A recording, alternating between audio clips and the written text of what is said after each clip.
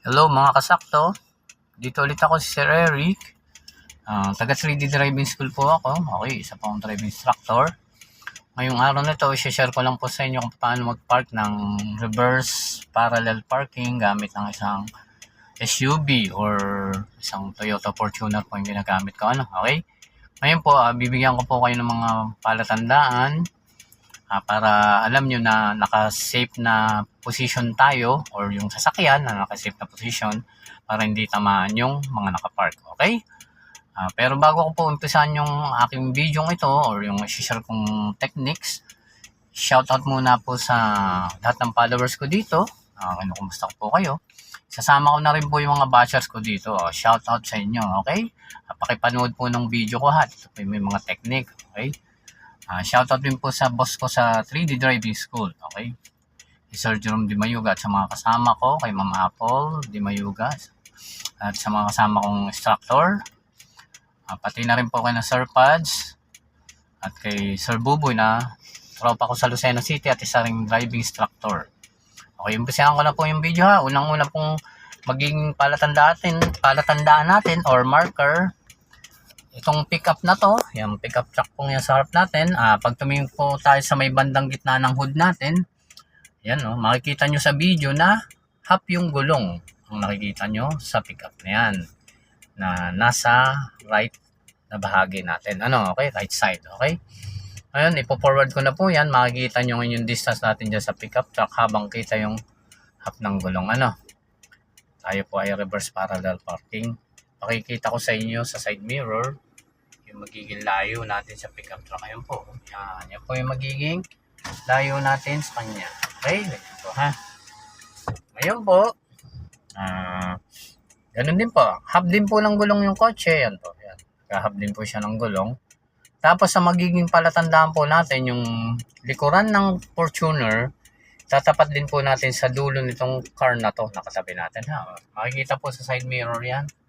Kung nakatapat na, yung po ng dulo. Hindi na nakikita. Tapos, dito po sa bintanang maliit, pwede po tayong tumingin dyan. Yan po. Makikita po natin yung corner ng kotse. Yan po. Yan. Nandun po yung corner ng kotse, no? Ibig sabihin po, yan po yung nakatapat na yung likuran natin sa, tawag doon? Sa katabi natin sa sasakyan, okay? Kaya pag nakita po natin doon sa bintanang maliit na yan, yung kanto ng sasakyan, sabihin po, nakaposisyon na po tayo na maayos o tama, okay? Ngayon po, i-reverse ko na po at ipapasok ko na po yung sasakyan ha, doon sa paparkingan natin. Yan. Dito po tayo titingin sa left side mirror pag tayo'y nag-ikot ng todo sa manibela or full blown po sagad. Tapos titingnan nyo po yung pickup truck na yun na nakapark. Okay, dito po sa kabilang side ng side mirror sa left, makikita nyo po yung plate number niyan. Kailangan makita po natin yung plate number ng pickup truck na nasa likod. Yan, okay? Dito po sa position ko, ayan, bababa po yung bintana. Nakikita na po yung plate number, yun po. Puro ko po, yun po. Kita na po yung plate number niya, no? Pwede na po natin i-straight yung steering natin, yung manibela. Ito po, ayan. Diretso po natin yan. Dalawang ikot po. Yan, para nakadiretso na. Tapos, check po natin yung first door handle, yung doorknob po. Yan. Yung sa ano po ha, sa Fortuner po na door handle, okay? Dadalhin po natin yan doon sa gutter. Ayan, kung nakikita nyo yung gutter, no? Or back po yung bintana. Yan, okay, yung gutter po, mapupunta po siya doon ha.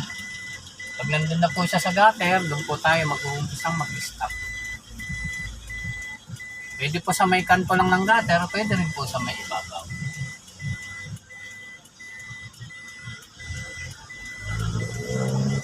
Makikita po natin yun ha.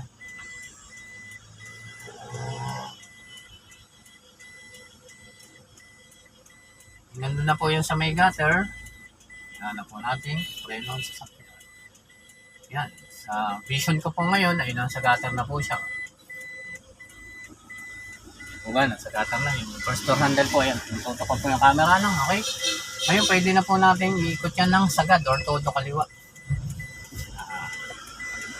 Tapos unti-unti po tayo mag-atras.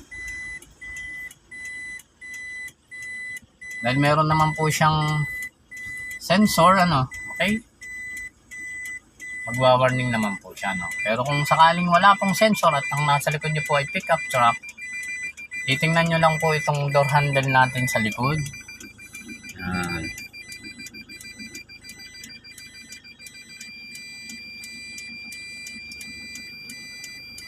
Okay, ano na po siya, nag-warning, okay?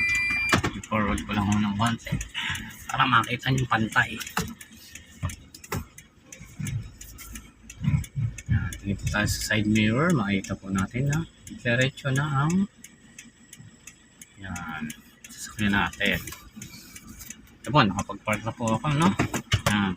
Ngayon, ito na po yung isa sa pwedeng tandaan natin kung wala tayong sensor or yung camera po, ano, okay? Yung second door handle po, nandun po yan sa may ilaw ng, yan po, masisipat nyo, nandun po siya sa ilaw ng pickup sa may ibaba, okay? Tapos yan po, nakadiretso na po tayo. Tapos, ito na po yung reverse parallel parking natin gamit ang isang Fortuner, okay? So, ito po muna yung isi-share ko sa inyo, mga kasakto. Paki-follow po yung aking FB page, TikTok account, at saka po yung YouTube channel ko po. Ano, okay, lahat po ay voice acto yun. Paki-share na rin po para po maraming makapanood at maraming matuto ng parking, okay? Maraming salamat po. God bless po sa inyong lahat.